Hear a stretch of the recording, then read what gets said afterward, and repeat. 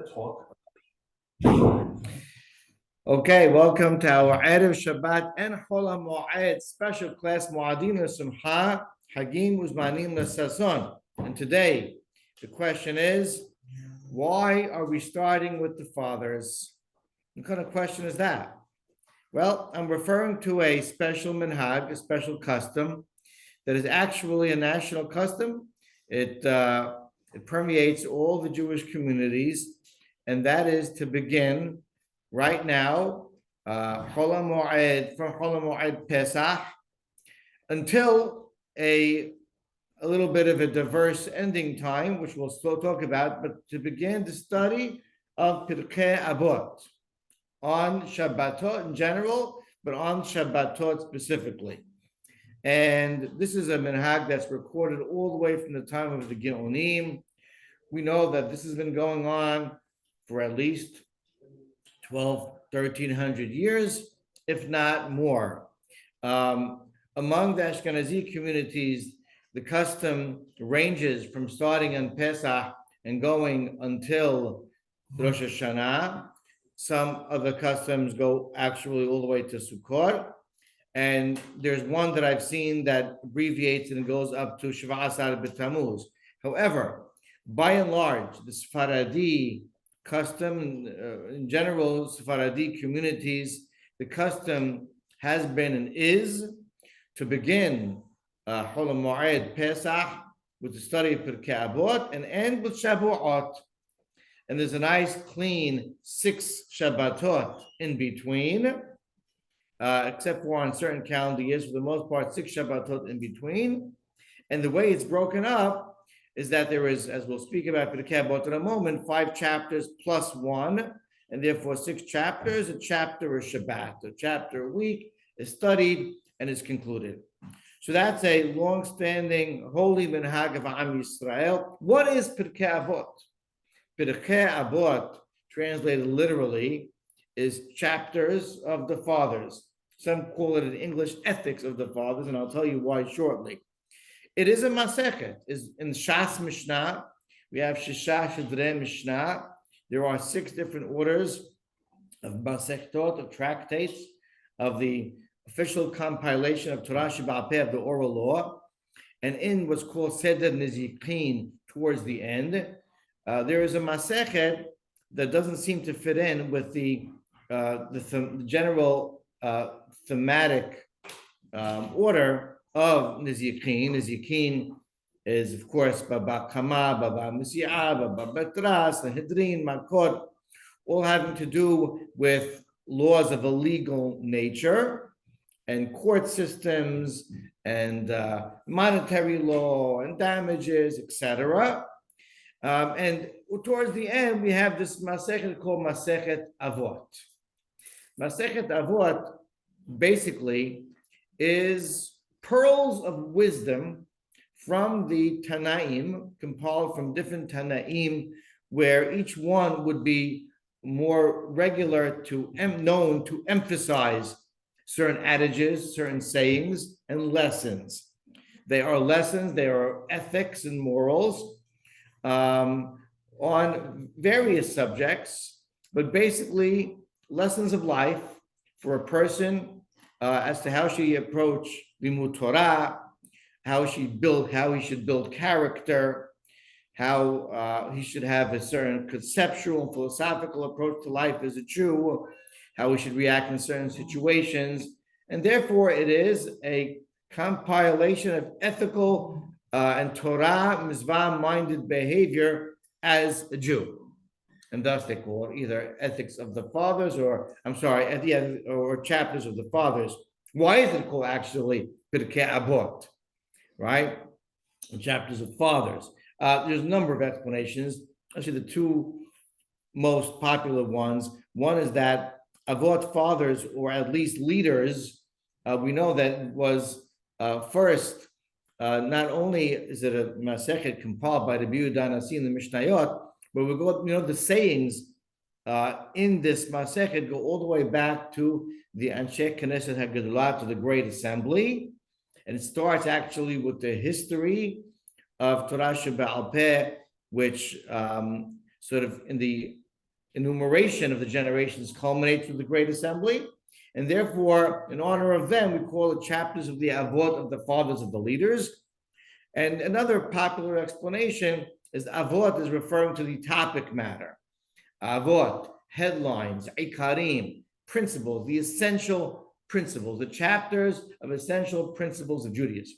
Okay, why is it in Seder Nezikin? The Rambam explains because it's after Masechet Sanhedrin talks about courts and judges, it's more appropriate than anyone else to be given and to live by ethical behavior. The judges, the Dayanim, those who are in charge of justice in Am Yisrael and expected to do so in a very moral and ethical way. And therefore, it's fitting to be after Masechet Sanhedrin, a couple of Masechet Torah afterwards. Okay, so what we'd like to accomplish in the next few minutes is to explain why this custom is to begin Pirkei Avot on Chol Hamoed Pesach, and specifically the Sephardi custom to end it Shavuot. So it stretches, it attaches as a bridge from holiday to holiday, from Pesach to Shavuot. Why is that? So there are a number of reasons given. What I'd like to focus on are the reasons that actually align very interestingly to the same to the reasons why we do Sefirat HaOmer. Of course, the Torah mandates that we count from the time Korban Omer is brought, the 16th of Nisan. Of course, as you know, 49 days, culminating with the day before Shavuot. Shavuot would be the 50th day, 7 weeks, 49 days. And there are a number of reasons, probably you'll find 8, 9, 10 critical reasons why we do perform that mitzvah. But I find that some of the reasons that we study Pirkei Avot during these weeks align well with the reasons that we say Sefirat HaOmer. So I'm going to take a shot at 3 of them. Before I do, it's worth mentioning why a reason given, why specifically the custom is to read them, always was, to read and study Pirkei Avot on Shabbat afternoons, right? Mincha, they say after Mincha on Shabbat. That was community customs, both among Ashkenazim and Sephardim for centuries. The reason given for that is that traditionally we're told Moshe Rabbeinu passed away around a Shabbat afternoon. There's more than one tradition, but the main tradition is a Shabbat afternoon. Halacha is when a Talmid Hacham, or especially a Nasi, a leader of the Jewish people, passes away, Kol Baltei Midrash and Batelot, there's all the houses of study closed down. There's no study. People have to study on their own. And so there's this idea that no intense study, so to speak, on Shabbat, later Shabbat afternoon, during these weeks, rather just say light study or without non-intense or deep study. Pirkei Avot has deep ideas, but can be studied in a more of a light or superficial way. And so that's the reason behind the specific timing in the actual part of the week that traditionally it's studied in different communities. But let's move on now to the main part of the class. And that is the reasons for this custom during this time period, at least especially for the Sephardi communities.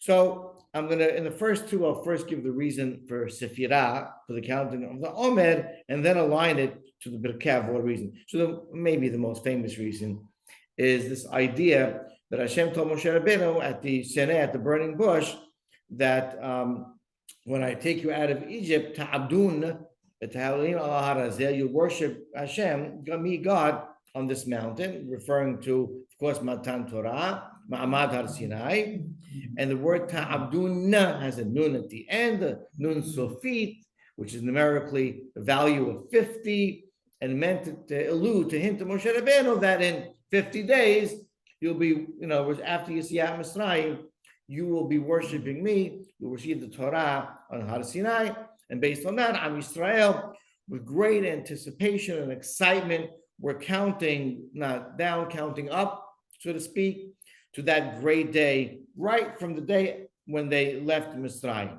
And we have this concept that we should study Torah with great excitement and anticipation. We have a yearning to learning Torah, as if you're always looking forward to it. You count towards it. Basically, it's our purpose for existence is to worship God and recognize Him through His Torah. We have this wonderful idea that the Korban brought on Hag Shavuot. It's called a Minha Hadasha. It's the first offering of wheat.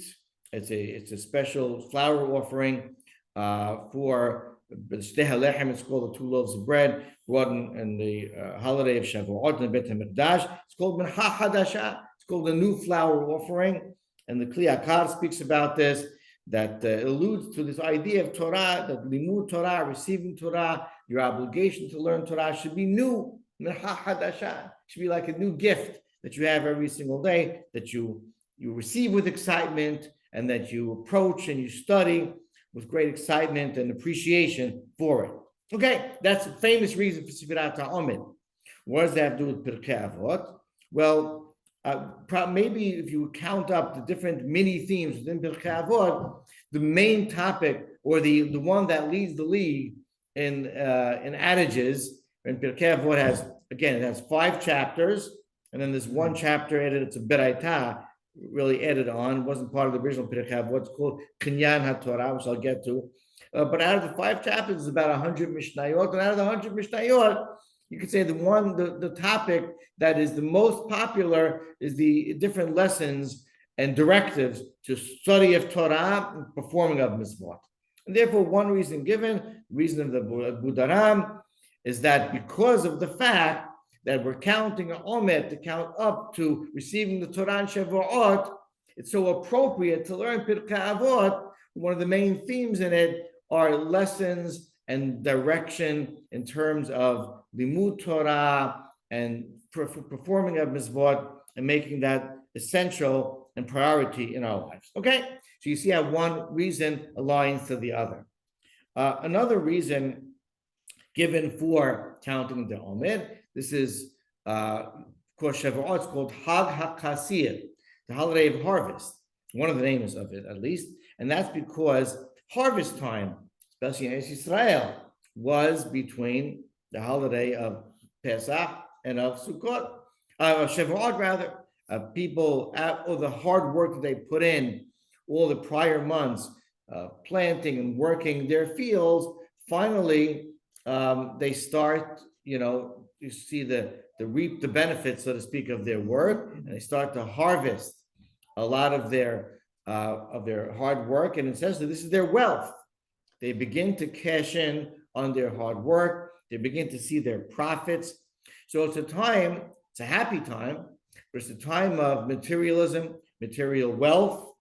And it's a time that so practically speaking, some Mefarshim say, you get so caught up in your work, you get so overwhelmed in your duties, so you might forget to go back. You have to go back shortly. This is a short one between Pesach and Shavuot. This shortest interim between the holidays, the Regalim. You're going to have to make Aliyah and go back up, Aliyah Regel, to Yerushalayim again. You might get too caught up in your work, so you may count day by day, so that you'll make that bridge and you won't forget to make plans to go back up to Yerushalayim for Shavuot. Some take it further, and say you get too involved in materialism and you need focus, right? So that's another reason for counting the Sefirat HaOmed. But how beautifully does that also play out in terms of explaining why to read Pirkei Avot during this time? And that is when a person, gets too caught up in pursuit of money, wealth, materialism. Also, it brings upon his physical urges in life. Some say also it's the warmer time of the year where, a person tends to get out there and is more exposed to and more likely to sin or to get into, the sins that are stem from being drawn to materialism, to physicality. And a person needs focus during this period of time. And what better body of study to help focus a person, to help a person refrain from sin, to stop a person from getting too involved with and overwhelmed by his physicality and his pursuit of materialism and his physical desires, and learning Pirkei Avot, which keeps us incredibly focused. And therefore, another reason why we study Pirkei Avot during this time, which aligns again to a reason of Sefirat HaOmed. This third one and last one, I'll work backwards. And I'll explain that, again, Pirkei Avot is 5 pirakim. By the way, there's a reason that's sort of a sub-reason that connects to it. Again, the 6th chapter does not belong to Pirkei Avot. It's a beraita. And later it's called Kinyan HaTorah, 48 ways to acquire Torah for a person who wants to be a serious studier of Torah. So 1, 2, 3, 4, 5, 6 weeks, the week right before, if you follow that schedule, Shavuot would be that 6th chapter, so to speak, which is the chapter of acquiring Torah, and that is very appropriate, of course, to read right before Shavuot. Okay, that's a sub-reason to, I guess, reason A that we gave. We gave just reason B, and reason C or reason 3 we'll give right now. The reason given is that, there's a saying, Im en derech eres en Torah, en derech eres, en derech eres kadma la Torah. We know this famous saying. And that refers actually, the first saying could refer to actual working or earning a living, but the second statement, derech eres kadma la Torah, according to all opinions, refers to, as we know, derech eres behavior, proper behavior, ethical interactions between man and fellow man, ben adam, haviron, all the mitzvot that come with that. And in order for a person to be a studier of Torah, a Talmid Chacham, anyone who engages in Torah and do it authentically, make it real, make it something that actually you live with and applies to your life, you have to be a developed human being, but a developed Jew, right? In other words, you have to develop your midot, your traits, your behavior, ben adam lahavero, derech eres kadma la Torah. Before receiving Torah and Shavuot, person has to build and cultivate their whatever improvements they need in their behavior, in their interactions, and in the way that they exist among people and among their fellow Jews in their nation. So, great guide for that is Pirkei Avot, right? A lot of character lessons, a lot of directives regarding behavior and ben adam lahaviro interaction. And therefore, perfect, prior to Kabbalat HaTorah, to study Pirkei Avot and ready us and make us deserving and appropriate to be able to receive the Torah and study Torah. So I gave that first as the Pirkei Avot reason, and I'm going to work back now and explain how that aligns to another beautiful concept regarding why we do Sefirat HaOmed. So we know that there are 7 weeks, 49 days, but 7 weeks. Some explain, like the Or HaHayim explains that, there's a lot of sevens that have significance in Torah. And some of them have to do with Tahorah, right? This person is exposed to met, to a deceased. So he has to, in order to purify himself, go through a process wherein on the 3rd and 7th day from his impurity, he has to sprinkle the efer para aduma, ashes of the red heifer mixed with water, and then for purifying himself from that tum'at met. Another type of tahorah, tum'ah versus tahorah that we know of, is of the nidah, the woman who's nidah. And now that also ties in to counting. A woman who's nidah is a serious level of tum'ah, of impurity, and she has to, Torah's, basic Torah law, count days of purity, and she stops seeing blood, and she's now pure according to Torah law. Of course, rabbinical law, she has to wait a little longer, but Torah law, she's ready to be with her husband. So the Or HaHayim and other commentators say, we left Egypt. We were, Hachamim tell us, 49th level of Tum'ah, right? In other words, we were stooped, and to some extent, in the culture of the Egyptians and paganism and Avodah Zarah, how can a person possibly be ready to receive Torah and be face to face, so to speak, with the Kadosh Baruch Hu on Har Sinai after being stooped in paganism? How is that? It's almost unnatural. And therefore, what we do, so basically we count. right? So this is the counting of purity that aligns with the 7 weeks, with the counting of purity of 7 days of the nidah. But we're so impure, it's 7 to the power of 7, right? It's tumah on steroids. We need tahara on steroids. We need 7 to the power of 7, 7 times 7. And therefore, we count in the same spirit of emerging from tum'ah, the depth of tum'ah. We count not only 7 weeks, but 7 times 7 days. And even though it's not natural for a person, we have a saying, we have a term for someone who tries to transform so quickly, like a kid goes to Israel, comes back, 6 weeks later, he was a bum, and now he's telling you what to do. All of a sudden, it's called flipping out, right? It's unnatural for that to happen, but for Am Yisrael and that generation and that incredible setting and context, right, they had no choice. And the way they did it is by making every single day count, choose the pun, right? And they count every day was another step up, another level of emerging from Tumha and surging towards Tahorah, one by one, counting like the woman whose nidah would count towards her purity. So did we count, to the extent that we went from Korban Omed, which is the first offering of barley that makes it from Hadash to Yashan, in the Bet HaMikdash, first harvested barley offering. It's the Korban Omed, which we're told, commentaries tell us is animal food, right? Barley, to the Mincha Hadashah that we discussed on Shavuot, 750 days later, which is the first harvested wheat, and that's people food. We go from animal to person. How in 7 weeks? By climbing the ladder of Tahorah, and every day making it into a productive day and a thought-provoking and intense type of day, and in an expedited way, Am Yisrael climbed that ladder. So they climbed that ladder by working on themselves. And that's why, step back now to the Pirkei Avot reason. Pirkei Avot, chapters of the fathers, ethics of the fathers, which is about learning Torah, but it's also about midot, character building, ben adam lahavero, person building himself day by day from Pesach to Shavuot and making himself worthy as one that will be face to face, so to speak, with the Kadosh Baruch Hu and receiving the Torah Kedushan Shavuot.